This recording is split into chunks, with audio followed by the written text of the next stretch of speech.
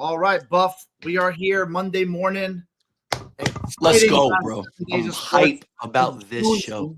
Yeah, it's gonna be a great show. It's gonna be good, man. Got a lot to talk about. I thought the games over the last week were incredible, and let's dive right into it, man. Of course, jumping into it, we got the New York Knicks kind of starting it off. Yeah, you want to talk about it? Jump into the NBA?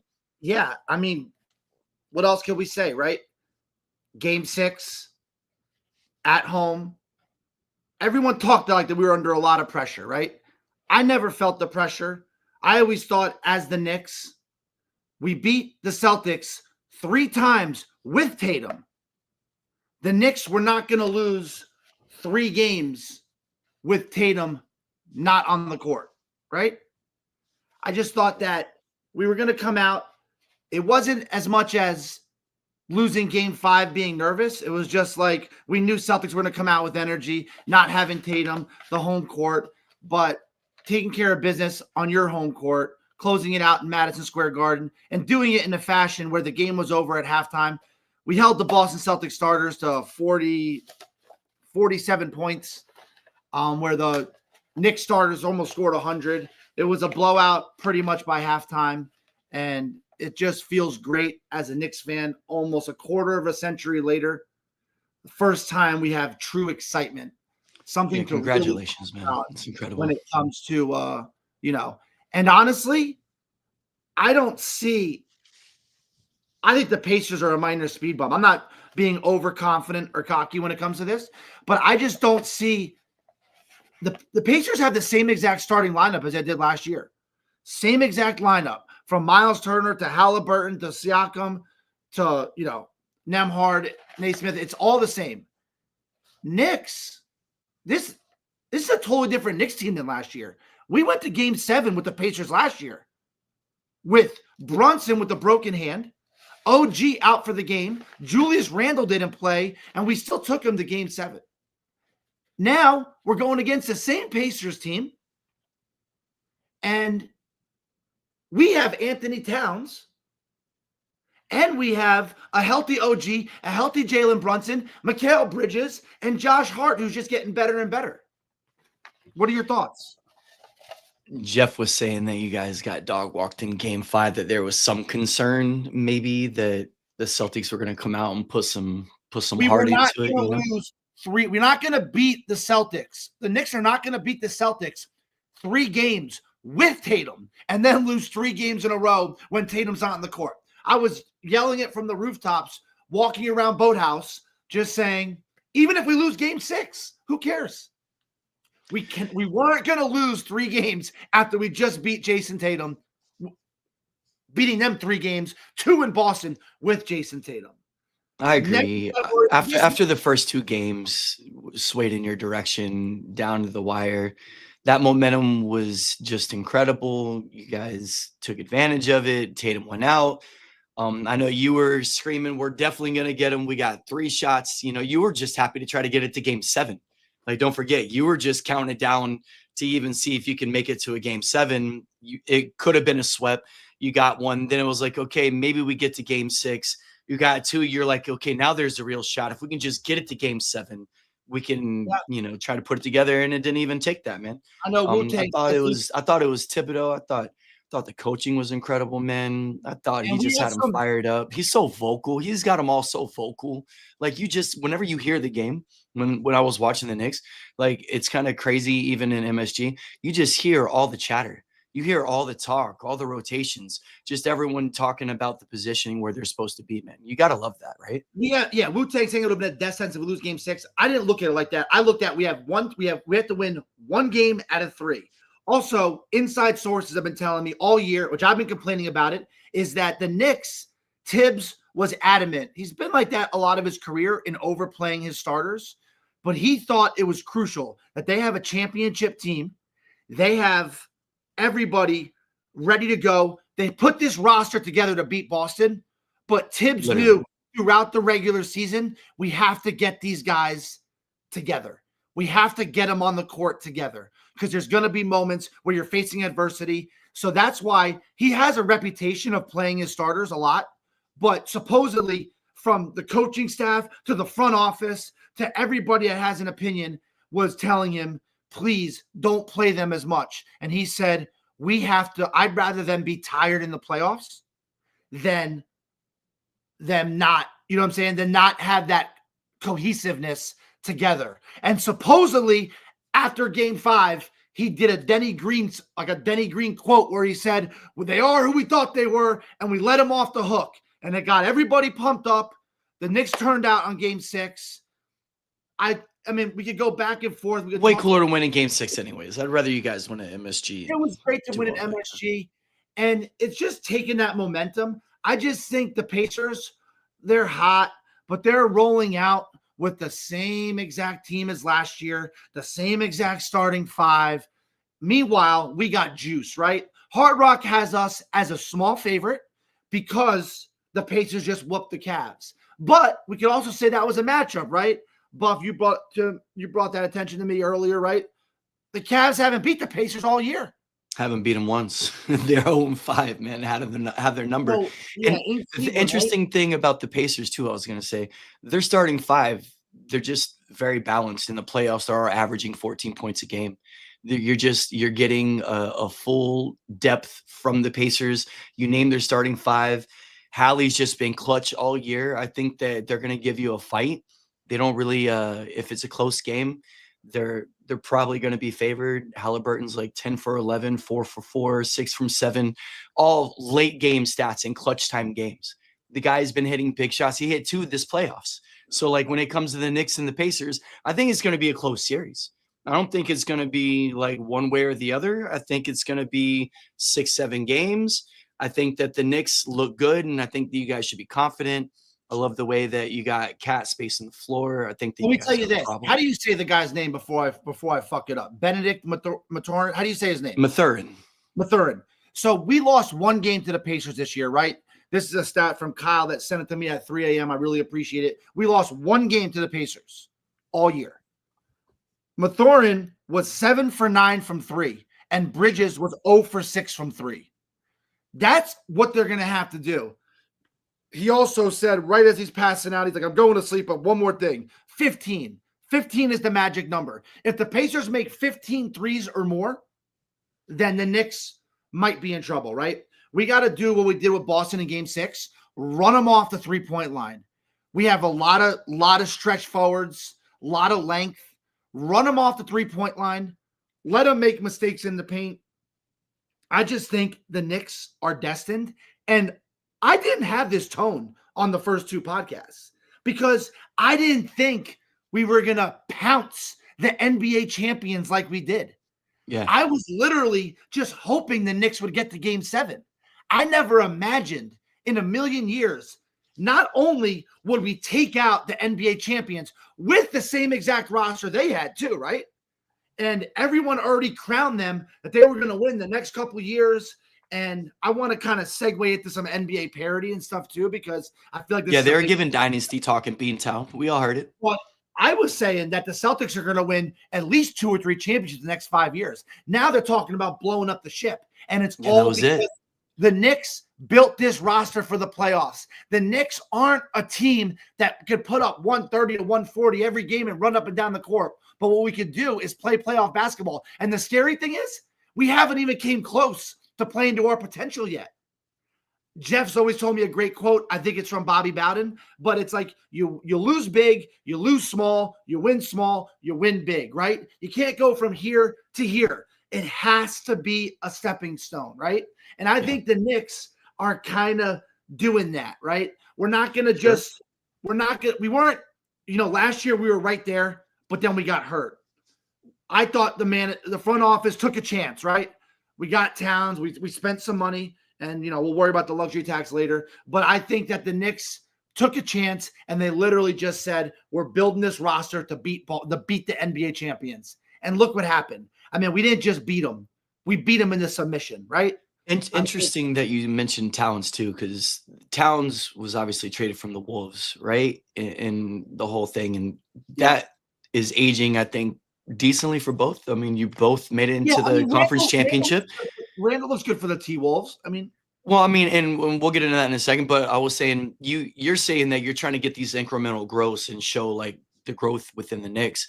I mean, the Pacers are right there too, man. They're the only other team besides the Wolves that are returning back to the conference championship, right? That's 2 years in a row. And I mean, if not for Halliburton getting hurt for the last 2 games last year, they were pushing the Celtics before they ended up losing. So it's definitely incremental growth for both teams. I'm really excited to see who ends up Yeah. I'm with the hoping edge coming out of it. Knicks in 5, Knicks in 6. What's the definition of insanity? Doing the same thing over and over and trying to get a different result. Pacers are going to roll out the same team. The only difference is we're coming with a sledgehammer this time and not a Jalen Brunson broken hand, right? Let's go right into NBA parity because I feel like this is a big deal right now. This is the first time in my lifetime and in your lifetime where we actually don't know. And we didn't know last round, who was going to win the NBA Finals, right? Sure. Or who was at least going to be in it. It was always just like, yeah, we know Jordan's going to get there. Then we know this. Then we know that. Then we know LeBron, all them are going to get there. But I think with this new CBA deal, I read through some of it trying to just decipher why it's like that. But you could literally go to all 8 teams in the last round and say, who's going to win? Everyone thought Golden State, if Curry was healthy, had a chance. Obviously, Minnesota, OKC had a chance. Denver, past NBA champion, they had a chance, just went to game 7. Celtics and Cavs were the favorites. Everyone was already putting them in the Eastern Conference Finals, including me. And then the Pacers and the Knicks. I don't think we've ever seen an NBA season where the final 8 teams literally all pretty much had an equal shot if they stayed healthy, right? What are your thoughts? There's a few teams that were just an injury away here or there to make their moves. I love the West, the way the West shook out. I know I was mentioning to you earlier. You had like 7 teams all bunched up fighting for the positioning in the last week. 7 teams for 7 seeds. That's crazy, man. And like the Lakers finished 3, and everyone thought the Lakers were going to be there with Luka. I love the way it shook out. I love the parity. Do you think the parity is coming from, do you think the draft lotto works? What do you think about the draft lottery? You're talking about parity. I wanted to segue into this because we just saw the Mavs pull down the number 1 pick with a 1.8% chance. It's supposed to be by percentage, and you have the top 3 teams with a 14% chance. They did not draw the top 3 positions. They ended up a couple of them in the top 5, but I thought that was very interesting. I think obviously the whole point is you're supposed to not tank. I think the big thing is the lottery. I also think that the play-in game is huge.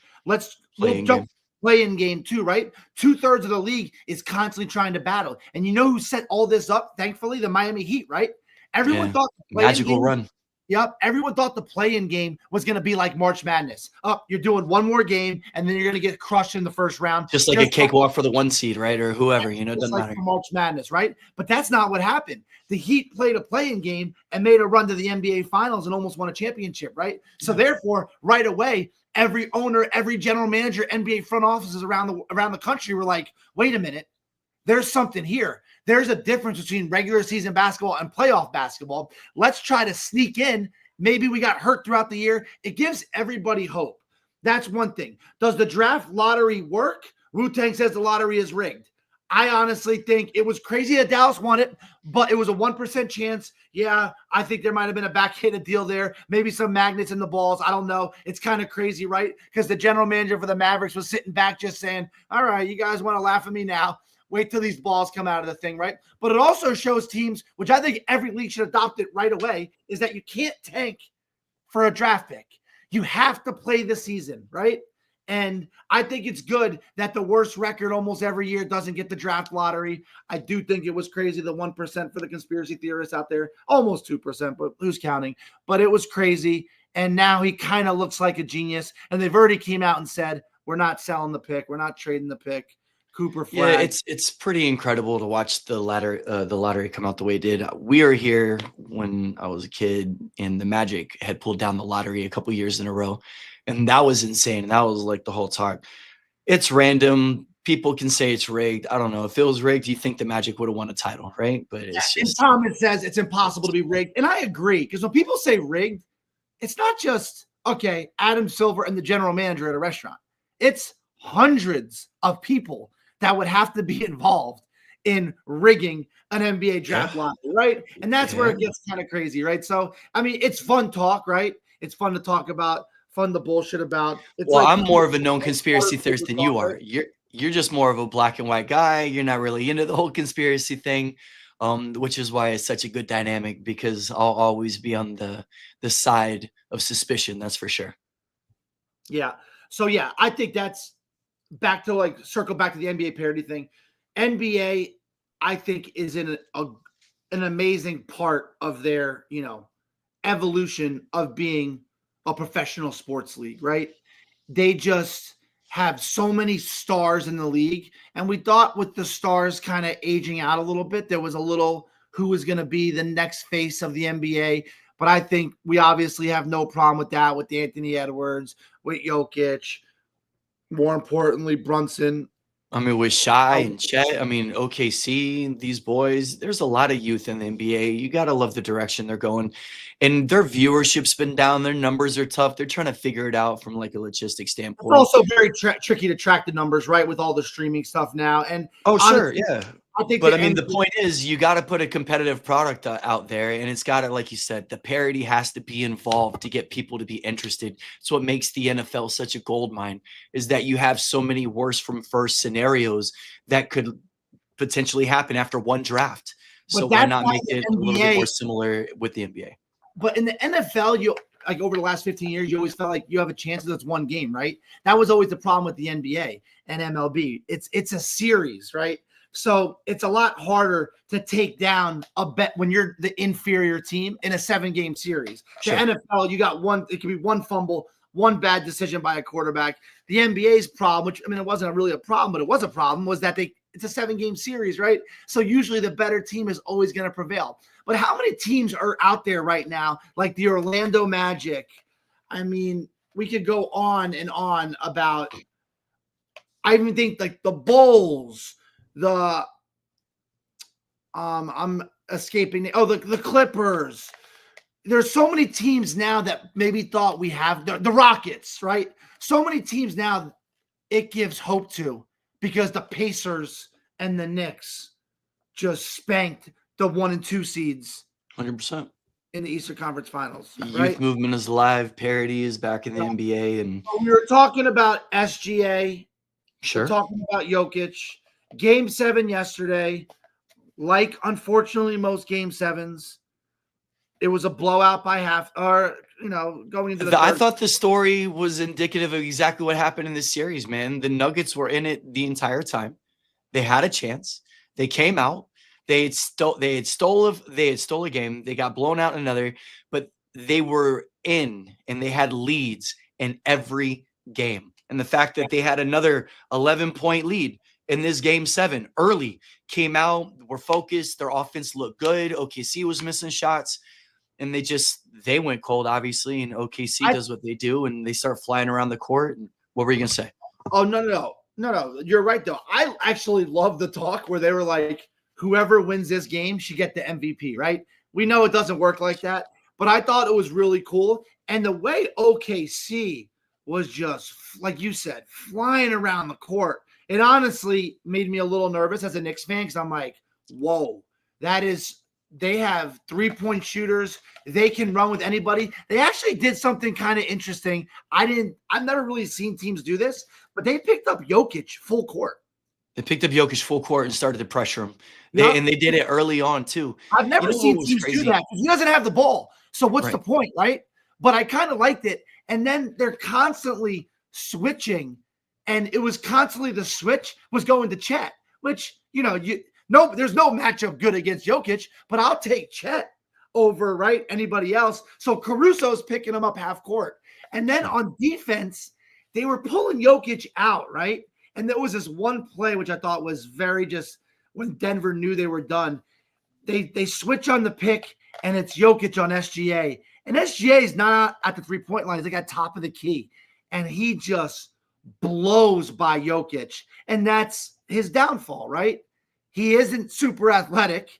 No. And, you have to attack him defensively. And I think they kind of was off the court. So let me ask you this. Is Denver a disappointment? Not this year. This year, over the last 5 years, they have 1 ring, 1 NBA Finals appearance. I mean, you could say it's a disappointment. I think if you're a Denver fan, would say it's a tragedy. They just couldn't really keep healthy. They never really tried to make the roster improvements. They got Russell. They got a lot of guys that are, I guess, unrestricted free agents. They're losing Russ. I mean, nobody even knows who Dario Saric is. DeAndre Jordan, Ball. Like, their roster that they're losing in unrestricted free agents aren't sexy. They've been battling injuries. Michael Porter can't stay healthy.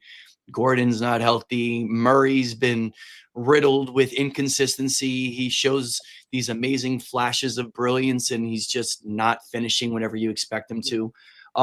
Yeah, man, I think that they had a great lineup and they dealt with injuries. I think they got the ring, but they underachieved. If they are healthy through and through for a few more years, maybe it's different. That's what's just so tough about the league, man. It's a war of attrition, and it's in most major sports. It's the healthiest teams that are always going to win that war. And you got to stay healthy if you want to get the shit, man. And Jokic, I don't know if you saw his Game 7 reaction. He was vehement in saying that, sorry, we just weren't going to do it. We're not going to win. Like, we were up, we didn't, so we weren't going to win the title. We need to do something different. They obviously got rid of Malone. I mean, they're showing the want and the necessity to improve. So what are you going to do with Jokic? Are you going to pair him up with somebody else? And what are you going to do with these free agents? I think after looking at your 5-year window closing, it looks very bad going into next year. They don't look good at all. And Jeff, really quick, I'm going back to Jeff. This is honestly pissing me off. I'm tired of hearing, oh, the Celtics were up 20 every game. The Nuggets were up 21-10 to start the OKC game. This day in NBA age, a 20-point lead doesn't affect people. Like, yeah, we boat raced the Celtics. We beat them in 6. We smacked them down in Madison Square Garden, beating them by 30 in the elimination game. I mean, you could always go down to the regular cliches. Oh, it's a game of runs, right? Yeah. You know that each team's going to make the run. It's a make or miss league. If they're going to win, if they make the shots, they're going to lose if they miss. All right. I mean, it's true, but okay. Yeah, I don't care. We were down 20. We boat raced the Celtics. If they would have beat us in 6 games, it would have been a battle. But Celtics were minus 900 to start the series. Everybody, including Stephen A. Smith, Knicks fans, everybody was saying we hopefully get to Game 6 or Game 7 and get lucky. It was quite the opposite. Stephen A. said they were going to get to 5 games. Stephen A. gave them a gentleman's sweep that the Knicks were going to get 1. Yep. So, yeah, we blew them out. That's it. It's over. But, yeah, back to Denver. I was going to say, with that being said, I think OKC steps into the role of being the favorite by far. I think it's there. I love the nugget about sweeping with the Wolves. They're the only team that's won 40 games by 15 points or more in NBA history. That's crazy to think about. 40 games out of an 82-game season. That's half your games you're winning by 15 or more. They won by an average of 12.9 points, so 13 points. They're winning. The Timberwolves? No, this is OKC. OKC, yeah, they're blowing out everybody. They're blowing out everybody. Like, I don't understand. And sure, I mean, matchups are going to be here, but like the Wolves are on the downside. I feel the downside of a Gobert era, right? You got Randall, who doesn't stretch the floor the same that Cat did, but he's still been an integral piece. And like, who are you whenever it comes down to crunch time with the Wolves and you're the Thunder who are hanging their hat on defense? All you got to do is triple Ant when it comes late because everybody else shoots under 40% from 3. DiVincenzo, Randall, yada, yada. Like, you're talking about Anthony is going to get them to the 4th quarter. But when you're the Thunder, I think they don't give you a lot of fear whenever you got to defend them. I think you're not scared of the Wolves. I think you're looking forward to Shai versus AE. And then I think it's just going to be the Thunder late every game because the Wolves aren't going to have enough, man. OKC is going to run them out the gym.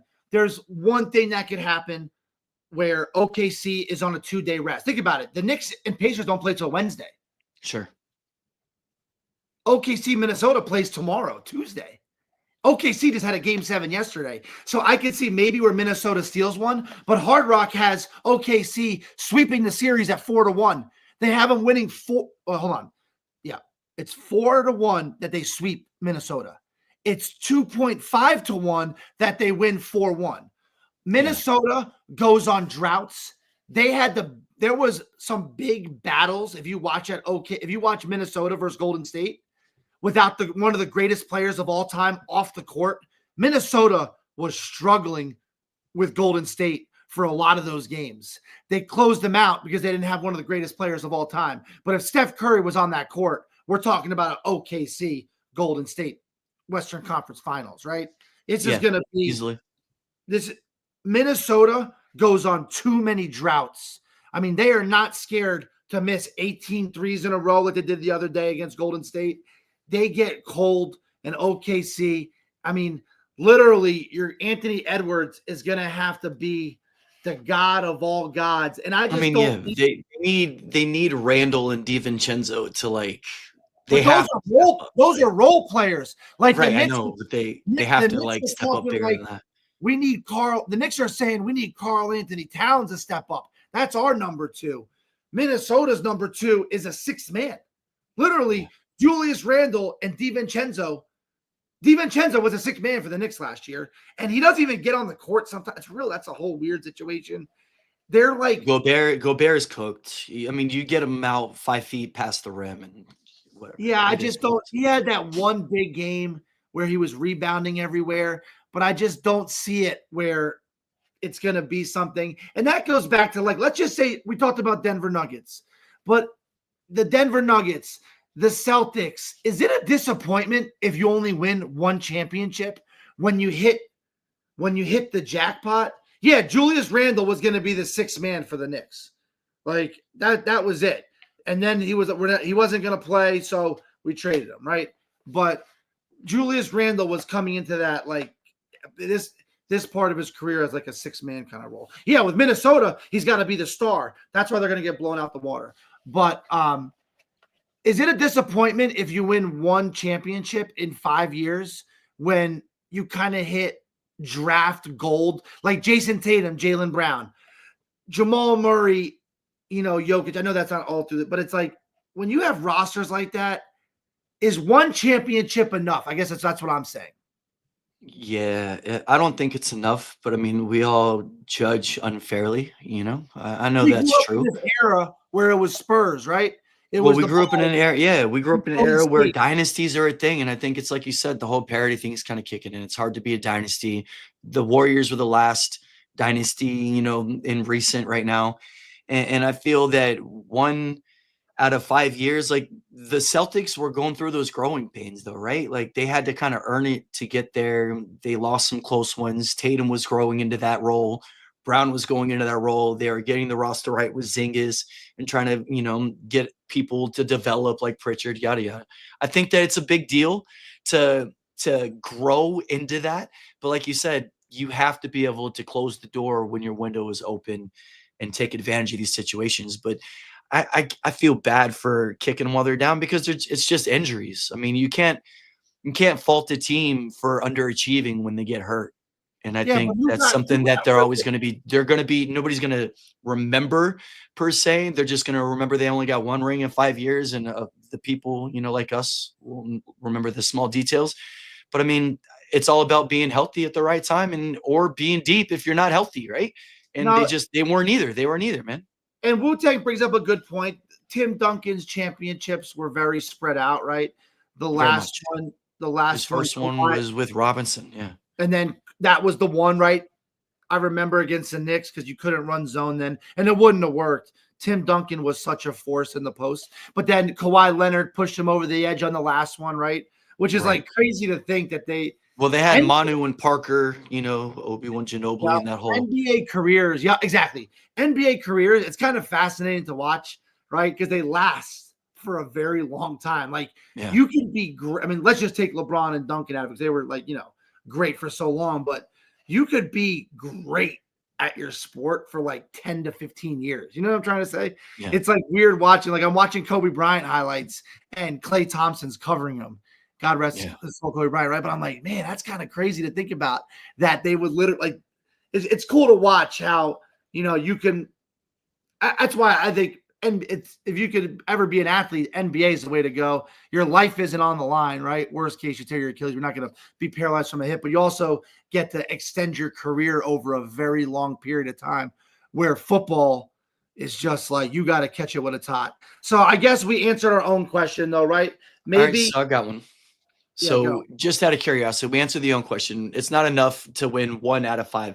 Now we're on the the NBA playoff band. You got 4 teams left, and we were talking about Thibodeau and giving him his roses. You got anything you want to say about Tibbs, or do you think he's the best remaining head coach out of the 4?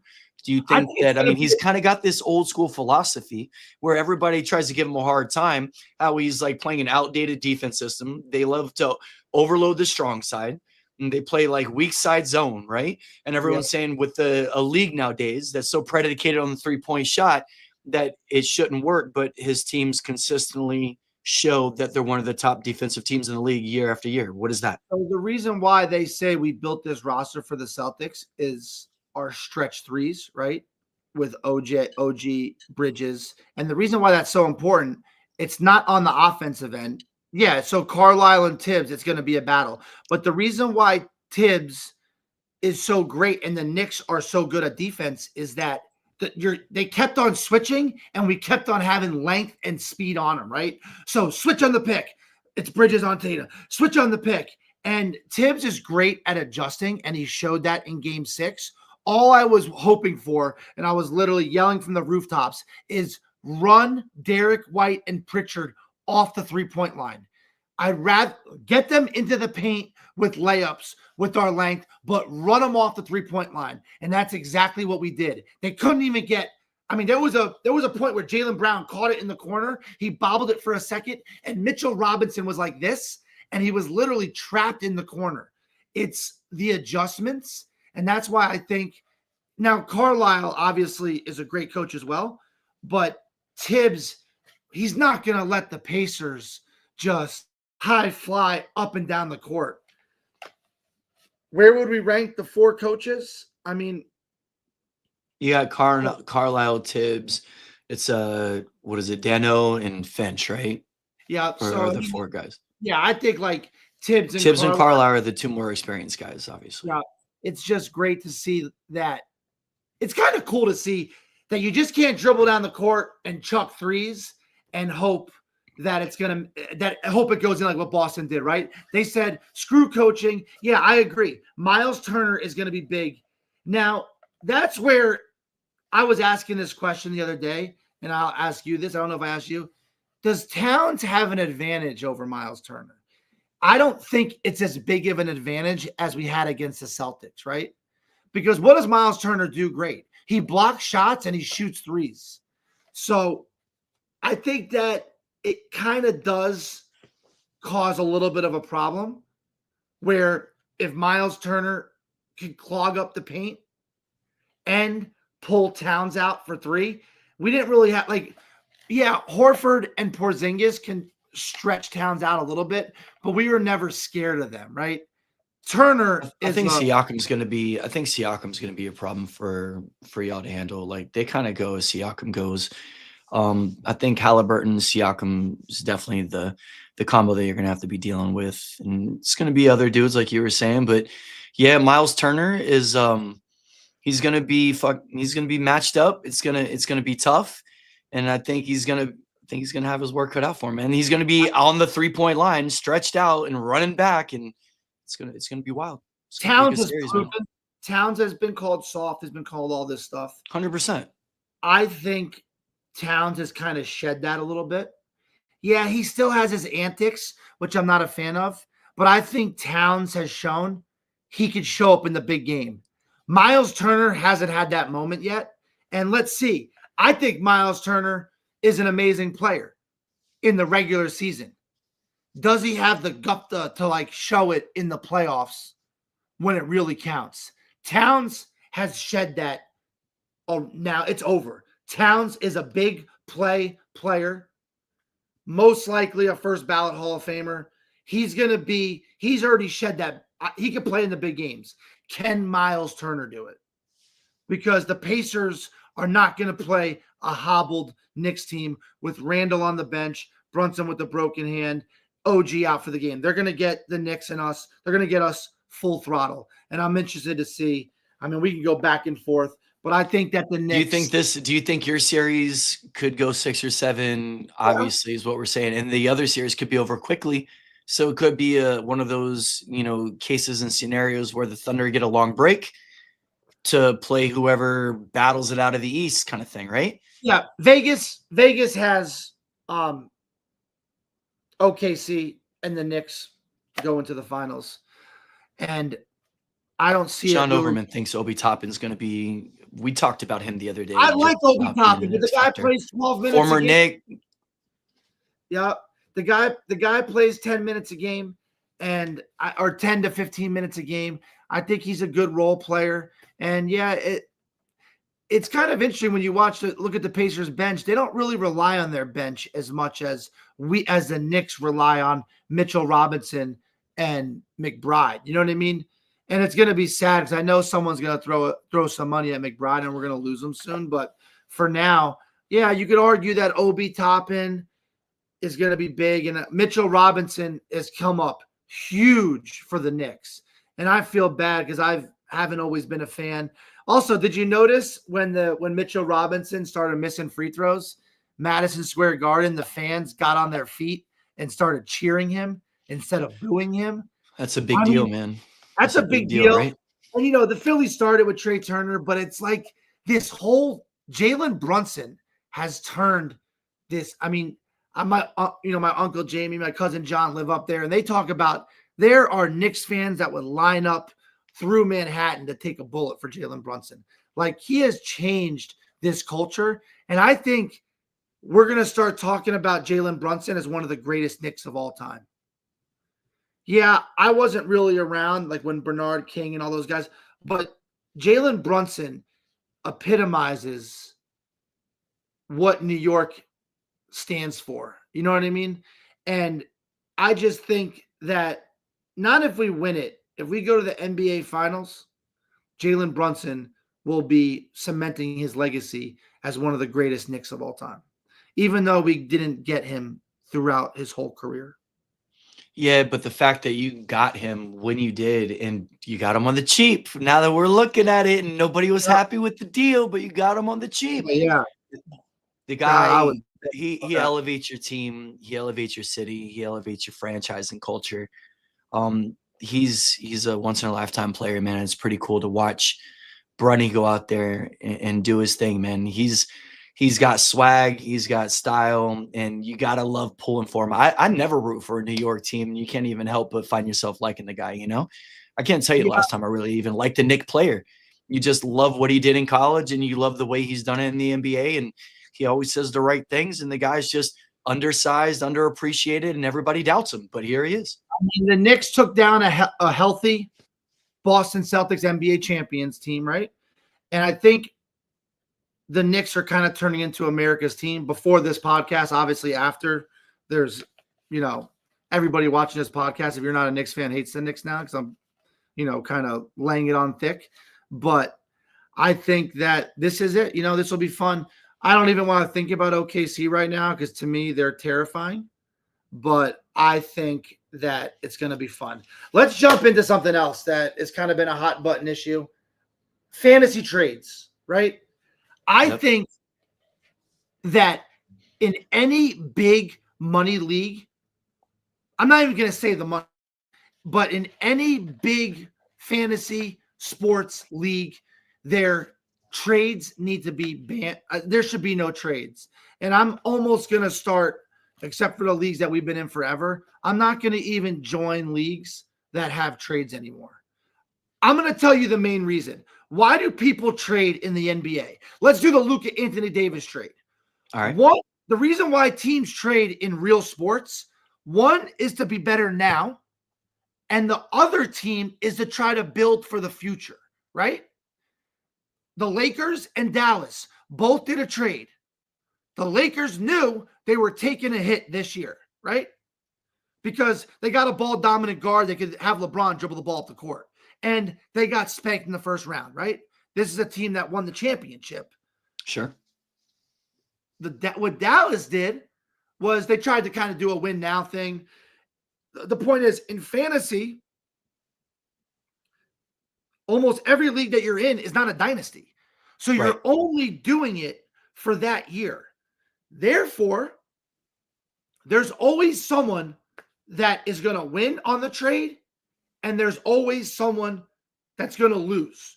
And we almost know that right away, right, when you do it.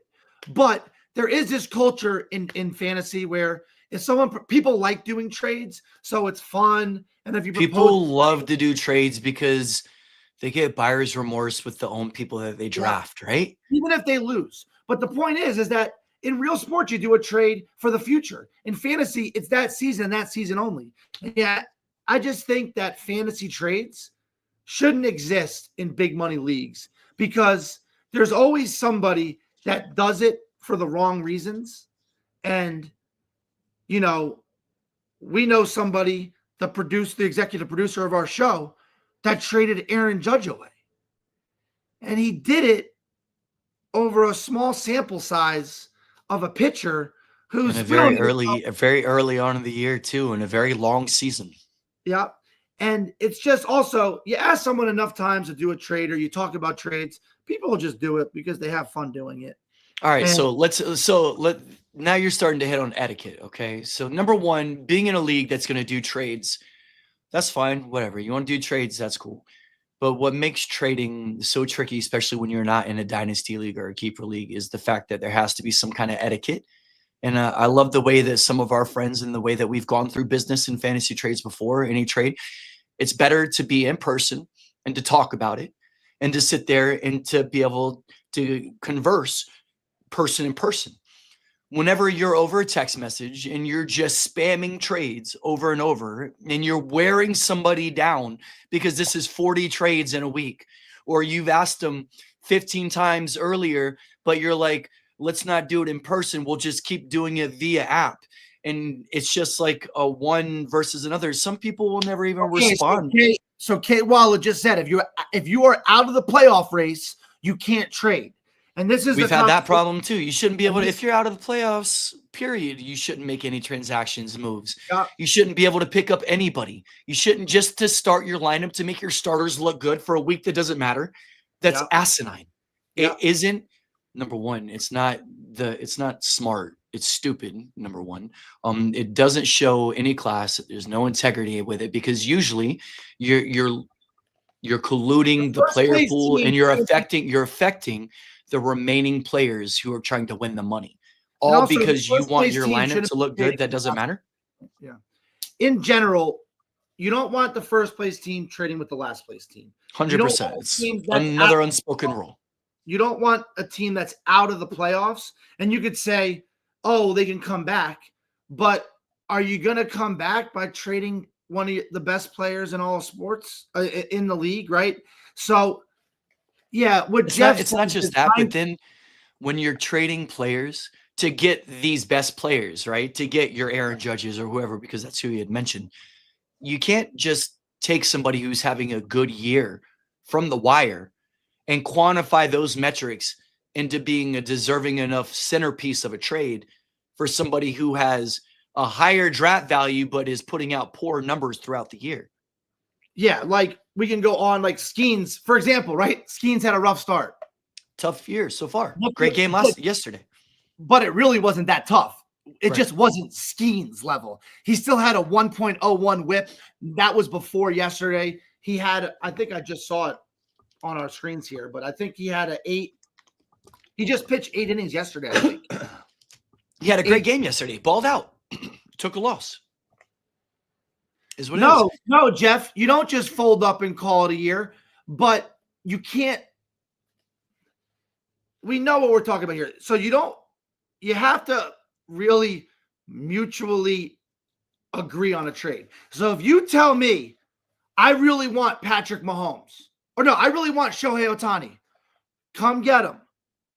But you're going to have to lose on the trade. Our problem is we have people that say, I want this guy, but I don't want to lose on the trade.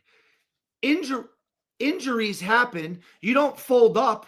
You work the waiver wire. And yeah, if all your guys are hurt, What kind of trade are you going to make anyways? The whole point is in real sports, when you trade, there's always one team that's losing, but they're trying to gain for the future. In fantasy, it's all one season. So what future is there after that season? That's why you trade a Luka for an Anthony Davis, right? And we're not saying that if you're out, then you fold up. You figure out where your deficiencies are on your team. If it's baseball and you don't have enough starting pitchers and you have way too many relievers, then you drop some relievers and you go get some guys off the IL or some prospects and future guys, and you start to build your roster. You don't fold up, you try to get better. And if that does take trading a key piece of your team, you have to be cognizant of the value that you're getting back, who you're getting. Obviously, there's a lot of mitigating circumstances. I think that there's a reason why we have a veto system. There's a reason that I like to play in leagues that we're all at least where we know each other and we can communicate, is because then you can talk about these things. You can get interjections about people's opinion and value. And then you can kind of protect those who are novice players playing in a league with other sharps who are trying to take advantage of those novice players and their team. Right? That's like the biggest thing. You should never lie in your dead bed. You should always try to make it better. You should always be working the wire. In every league I've ever been in, I always pride myself in the fact that I never give up. I don't care if I've been in last place. I've won a league in last. I've been in last place, and I've made the playoffs. I've been in last place, never made it in. But I try and I work the wire, and I don't try to do anything that's unsavory along the way to, number one, bring anybody else down with me, to affect the top player pool who are still in it, or to do anything to lose my own reputation of integrity, right? Yep. And also, we have a family that, Jeff has introduced me to a family member, and I reached out to them, right? They play in a fantasy football league. The buy-in is 1 Bitcoin, right? Way out of the depths of any buy-in that we're doing. 100. What did it just hit? 107,000? Yeah. So it's a 12-man league. It's almost impossible to get into. And he made me promise that I wouldn't say his last name, because that's how, it's a big league, one of the biggest I've ever heard. And it's pretty much celebrities playing in the league, but none of the celebrities are drafting the team, right? It's literally like a war room, and there's 6 people buying in. And I text them and I said, hey, are you guys allowed to do trades in your league? I tried to come at him with a non-bias. He said, LOL, hell nah. What does that tell you, right? That it's you draft your team. That's your team. Yeah. And it's hard to, we can't, and either you have to have a commissioner that vetoes trades, which is going to cause a lot of big problems in the big money leagues, or you just say trades aren't allowed because people will do anything to win. You know what I mean? And and I don't fault anybody who's trying to trade and better your roster. Like, who doesn't want 8 of the top 10 players in any league?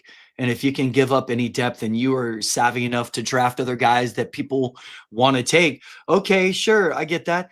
But there has to be an understanding of competitiveness within the league too, right? And I feel that I always love the monetizing of every trade. Like, there should be, like, if you are going to trade, then there should be a value of every trade, and there should be money, because you're not just going to sit there and be like, well, I need to trade for this guy so I could parlay him into another. No, every trade is going to be 10, 15, 20, $50, $100 a trade. You're going to put more thought, effort, and time, and making sure that maybe 2 teams do win from a trade instead of 1 team losing. I always love it whenever Jeff trades. I've only traded with Jeff like once in like 14 years, but I think that was one of the few times I felt we both won. But we sat down over a beer. We talked about value. We talked about the schedule. We talked about components and injuries that made sense for our trade. And we both said, okay. And we did a trade. Nobody's willing to put that kind of effort in. Everybody just wants to trade rape you. They just want to take advantage of you and then laugh about it and then think that everything is going to be better when they take everyone's money. And it's just not the way it should be.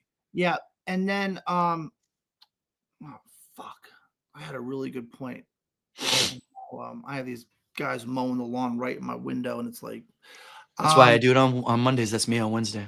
But yeah, I mean, the whole trading thing, you can get me talking about this for hours, because it is, we've seen it go back and forth, good and bad. Go ahead, make your point. Go ahead. No. So Mark Fitzpatrick, who's run our leagues for a long time, What a great guy. Shout out to Mark. Cowboys. Always likes to throw the trades into the fantasy trade analyzer, right? There's like 2 or 3 sites that he uses.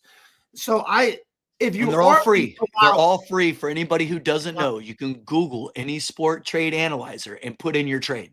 If you are going to allow trades, now we're not playing for 1 Bitcoin, obviously, not even close. But if you are going to allow trades, do we say, hey, it's got to be within 3 percentage points either way? They usually rank it on a scale of 50, right? So, and you just say, hey, you put these 2 guys in for this one guy. It always says who won, who lost, in their opinion. And there's a number. Sure. The number is 50, and then the loser could be 30, 20. It's usually really close, though. If it's an even trade, it'll be like 50 to 49. Maybe you do something like that. I just hate the whole trading. I've been saying it for years. I just hate trading in fantasy sports because of you just don't know where it's going to go. Let's go. Let's go. Let's jump to the Brock Purdy contract, right? Brock Purdy is kind of, big topic on our show. Yeah. 5 years, $265 million. I love this stat. Let me just see. Hold on if I can find. Hold on 1 second. How much did Brock Purdy make over the last 3 years in the NFL? I just saw this number right before the show. All right. The last 3 years in the NFL, Brock Purdy make starting quarterback has been starting quarterback for the Niners, been to 2 championship games. Championships, yep. Right, two championship games. I'm gonna say, and I do not have the number. I did not look this up. I'm gonna say Brock Purdy has made $11 million. Good guess. I was higher. I was 15. $2.6 million over the last 3 seasons. Oh my God. So yeah. Now, okay. I mean, I don't know. So do you think that they're paying him a little bit for services that have already been rendered? Yeah. Right? A little bit, right? You've already been to 2 championship games. You gotta incentivize that a little bit. Well, I mean, I think it's crazy. Kevin called him, but he's got a nickname around, his locker room. They call him Big Brock. Right. Yeah. But it's a great. Rooster Brock. You got it. Yeah. Exactly. Yeah. Yeah. But so what is that? 5? It's 5 years, 162 million. 265 million total, though. Yeah. 265 million total. So it equates to like 50 million a year, right? Yeah. It includes a no trade. It includes a no trade clause. And I don't know. I mean, hey, he's been to 2 NFC championships.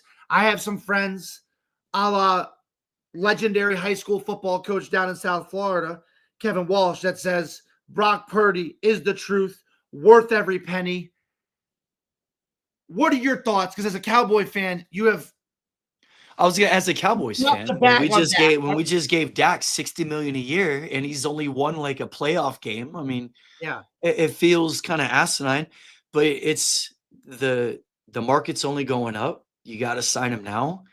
I would definitely think that Purdy wouldn't be my first choice, but I'm not Shanahan, and we always give him the credit.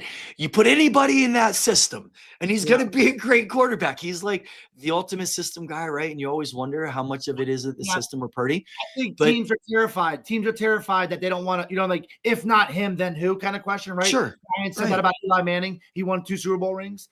But is there a point in time where you're just like, hey, I'm that good of a coach. We have that good of a supporting cast. Let's get a quarterback and coach him. But, I mean, obviously we're happy for Brock Purdy. The guy's a great guy.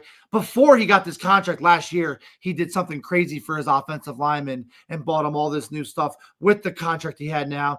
We talked about it. Lives in an apartment, drives a beater. I mean, the guy is literally the American dream.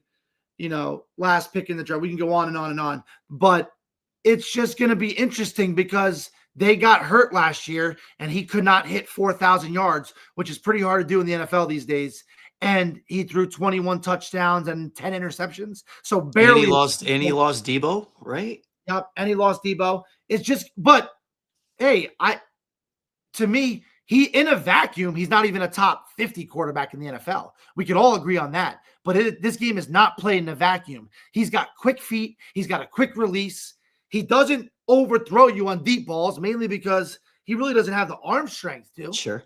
But I Yeah. think he's like a Tua. He's a right-handed Tua that doesn't get hurt, right? I mean, I think he has the ability to process. And I know that whenever it matters so much, man, when you're in these high pressure moments and everything's riding on it, I think he has the ability to slow the game down. He sees it. I think the scheme and the planning that he always does, he's an ultimate student.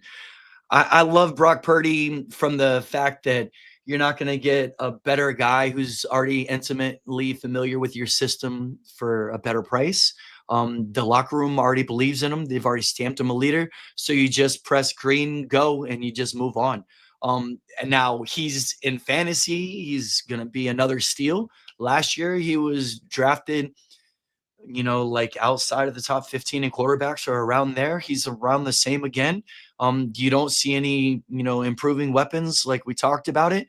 I think that Brock Purdy has a lot to show if he's going to earn this contract, but everybody's already telling you right now, the numbers are in their favor. They do have the easiest schedule in the NFL this next year, which is crazy by percentages, of course. And then you're also going to talk about the Niners have either gone to the championship game or not made the playoffs in like the last, I don't know, like 5-6 years, whatever it is. So that means if they did not go to the playoffs last year, pencil them in for the NFC title game. And here they come with the easiest schedule. So fantasy rankings, you're going to take Ayuk and Kittle and McCaffrey with one of the easiest schedules on all of fantasy and all of the NFL. McCaffrey for a late pick. I mean, the value's there. Obviously, you're scared about the injury. They were talking about is it going to be long term, and everybody's freaked out about last year. But I think there's a lot of cheap when it comes to the Niners right now, right? I think when I saw he signed, I thought of one, and I couldn't stop thinking about it. And I think this is why Brock Purdy got the deal, and it was Trey Lance, right? Sure, yeah. Because the Niners the year before mortgaged part of their future to move up. I think they moved up, right? I think they either moved up. They drafted Trey Lance, super early in the first round. Still Dallas Cowboy. He was the third pick. The next year, they get Brock Purdy with the 7th round pick, right? Jeff says Purdy or Mayfield. I'd take Baker, bro. Are you kidding me? I'd take Baker. Number one, Brock Purdy's never shotgunned a beer in his life, okay? The guy tried to be cool, and he dropped a championship trophy in the locker room. Baker Mayfield, definitely. Yeah, you're right. Baker's cooler, but I know that it's a polarizing question, and it's great. I am a huge Baker fan. He's got the footwork. He's got the arm strength, right? But Brock Purdy just wins.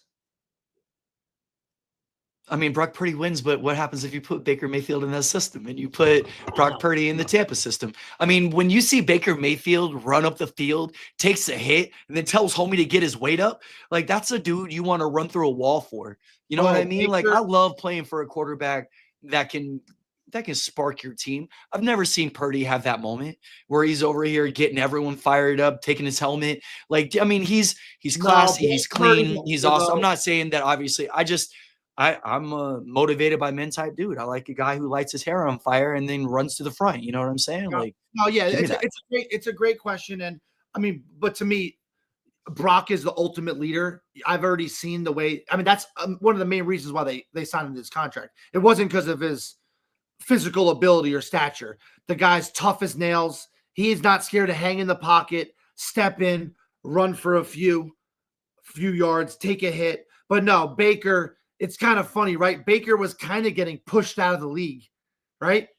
And the Bucks used Baker as a Band-Aid to take over for Tom Brady. And, we have friends, we have Tyson, people that were yelling from the rooftops saying, give Trask a shot.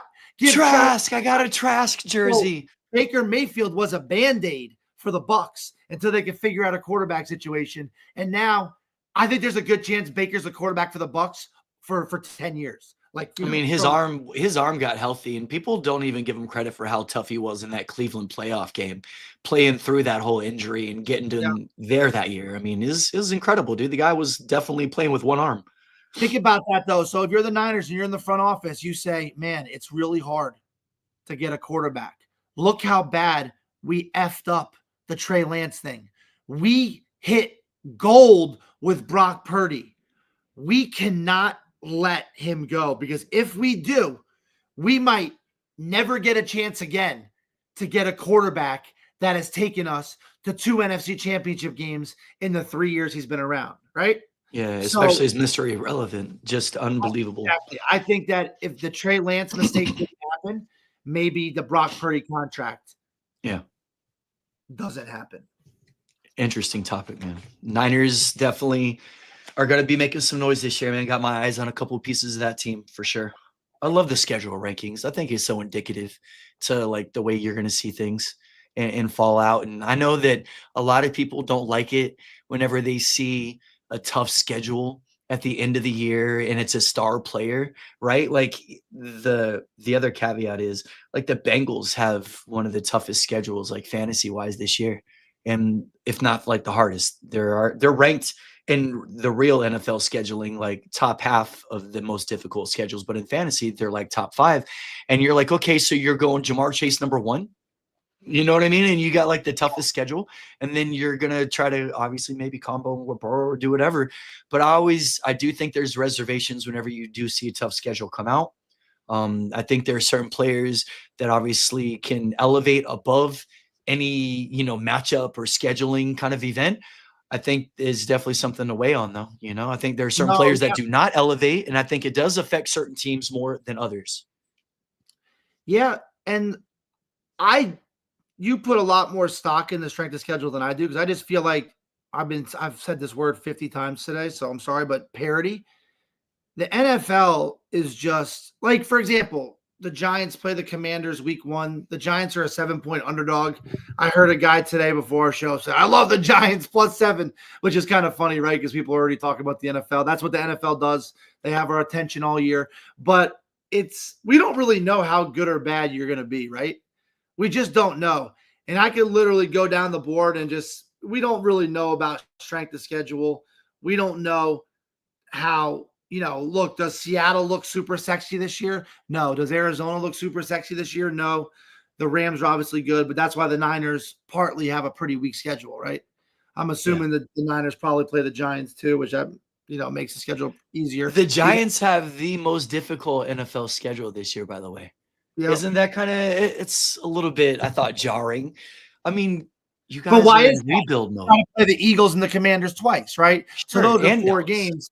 And then the Cowboys now with the resurrection of their roster, right? Right. Most difficult schedule in the league. And you guys are like in rebuild mode. Isn't that insane? Yeah. That's why it's like the parity does matter. But the Giants, the Niners, like you can see the way that scheduling could very much. Now, what happens if the Giants come out and win 10 games and the Niners only win 8? Obviously, it's a huge topic, but I'm pretty sure it'd be the other way. Yeah. Honestly, it's going to be fun. Is it a little weird? We're wrapping up the show, obviously, but is it weird that OKC played game? I know the schedules they're flexed a little bit, I think. Sure. But OKC just had a game 7 on Sunday, and they play tomorrow on Tuesday. And the Knicks and the Pacers will be off for almost a week, and they don't play till Wednesday. I know there's ticket sales and stuff like that, but if I'm the league, I would be kind of hedging on what we were saying, like, and let's flip OKC later, seeing as how they're probably gonna maybe finish earlier. Like you would imagine that they would have that, but I don't know. Maybe it's just they already had it decided, and the way that the West is, I don't know. Those kids are young. I don't think they just beat the Nuggets. They're so young. There's no way that they're going to come out flat. I think they come out and steamroll game 1 and just cruise on, man. I know all these kids that we work with and around, and it's all over the media. The Nuggets, or not the Nuggets, the Thunder are the real deal. This is definitely Shai's year, MVP, and I'm just excited to see how they're going to finish, man. Like, can they close it down? They won 68 games. They set the NBA record for all these double-digit wins. Can you finish? You know what I mean? Like, are you that young team? And if so, we were talking about dynasties.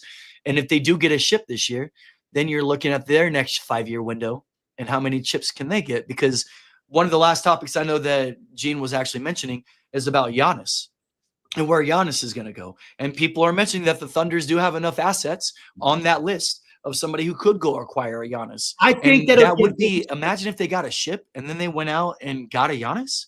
Yeah, I think it'd be a big mistake, though. I think that OKC should try to keep this machine together. Nucleus, right? I mean, they got great chemistry. I think that Houston obviously has assets. And where does Giannis go? Well, Houston's got Amen Thompson is the rumor that they could sit there and trade Amen, and they still got Sengun and Green and they got other assets. But that's the problem, Buff, is that they'd have to do all, like, you know what I mean? Like, you can't. Well, right. Well, they're saying that they would be trading Amen Thompson, who is a premier target, and then you're talking about draft picks. Yeah, you're not going to have the Rockets draft picks if they're going to be in the if they're going to be in the. Sure, no, I get what you're saying. That's why I truly think that a deal doesn't get done. You think he just stays where he is, right? I mean, maybe he goes to the Knicks because I don't know. I think that he wants. Well, the Knicks in LA always have the whole star glitz and glamour. Brooklyn's on that list. The Spurs are on that list. The Mavs, yada yada. These are the teams interested. Yeah, being Greek, New York has a huge Greek community, and I have heard that Giannis is really into that. So that would be incredible. That would be one of the reasons. But also, if you're Giannis, it's like, do you? Yeah, I don't know. I think Milwaukee could turn it around pretty quick, and I just think that the way the general manager for the Mavericks got chastised for getting rid of Luka, I think Giannis should be one of those guys to not do what LeBron did and to take the Kobe route and just you already won a championship, right? So it's not like, you've already got the MVPs. So there really isn't that pressure. He's got the hardware. He's got he's just there. And he seems like a guy that's a hometown. He's a homer. I mean, he's loved Milwaukee and he's always been on record appreciating what the city has done for him and his family. I mean, they brought his brother in and let him play on the same team. You know what I mean? They did some pretty cool stuff to satisfy Giannis's wants. So I think he does stay personally. I know there's some other teams that could lure him, and maybe he wants to go and get his last contract or whatnot. I hope he stays. I hope there's something to it. I've never been a fan of the super team. I think it's always cooler when you're homegrown. I think it's always a better story. I think it keeps the rivalries going too. I know it's tough because the kids nowadays in football, NBA, golf, whatever, they all come up together. They're all AAU, they're buddies. They all know each other. They all just know each other from kid to high school to college, and they follow each other's careers all the way into the league, and then they're drafted and they're hanging out, and then they want to play together, and now they want to live next to each other. So it's I appreciate it when a guy's I'm not doing that. I'm going to do me. I built this over here. I'm going to keep this, and I'm going to stay where I am. And I know there's a lot of talk about what the Celtics are going to do right now too. And I think it'd be kind of cool if the Celtics kept it together, because I think the Celtics there's opportunity for them to keep it together instead of blowing it up. But people are talking about having funerals. I think here on the Rookies of the Year, we might see some black shirts. We might see some candles going out in the next hour. We're going to hear a real sad podcast. It's going to be, it's going to be black roses, doom and gloom. I don't think it's that bad. I think that you could definitely find some light. You could definitely come up with a couple scenarios to keep the boys together and go back at it again next year. The trick is everyone's saying Tatum will be back by the All-Star break of next year, right? Sure. If you're Boston, do you kind of take it easy next year and don't be super aggressive? Obviously, you're going to cut the dead weight. Drew Holiday, Porzingis. The contract details are a little unknown, but you're going to cut the dead weight. You're going to try to keep Derek White. Or if you're Boston, you're like, hey, we rebuild. We try to play 500-plus basketball until the All-Star break. We're going to get Jason Tatum back. It's a play-in game. They can make the play-in game. And I think, honestly, the Celtics and Tatum and Jaylen Brown will have such a chip on their shoulder that I'll be terrified. Let's say next year the Knicks are a 2 or 3 seed, and God forbid we're NBA champions or Eastern conference champions, Sure. I would be terrified to play the Celtics coming back. Celtics round one, because it will be a different vibe. They came into this series soft. They came in looking past the Knicks. We all could agree. They were kind of limping all year, man. They never really got it going. Everyone thought they were going to get it right. They just got hurt at the wrong time. It's tough, man. I think Boston's still right there. That's what's great about the league, man. Next year we'll see what everything looks like at that halfway point and be able to make some decisions. But obviously, you're going to have the Magic up there, and Milwaukee's going to be revamped. You're going to have some other teams that are setting the Giannis sweepstakes is obviously going to set everything off. That's going to be a big chip before you even start to really look at the way it shakes out. But yeah, I think it's definitely the next year this year, buddy. Looking forward to seeing y'all take out the Pacers and took out the Celtics. I think that's a huge win, and I think that's something for your franchise that you guys are going to be very proud of that for a long time. And guys, if you're still there, please like and subscribe. Honestly, we appreciate the support. The Adam Shankles, Kevin Walsh's, obviously Jeff Schneider's of the world. Thomas, thank you guys for listening. We'll be back next Monday. I'm hoping we're talking Knicks have total control of the series. The OKC, Minnesota, they might as well not even play it. That series is over. But it should be fun to watch. And love you, Buff. Have a good bro. Good show, man. Appreciate y'all. Make sure you don't go trade rape any of your league partners out there. And y'all have a great day. One love, all right? All right, guys. Thanks a lot. Have a great day.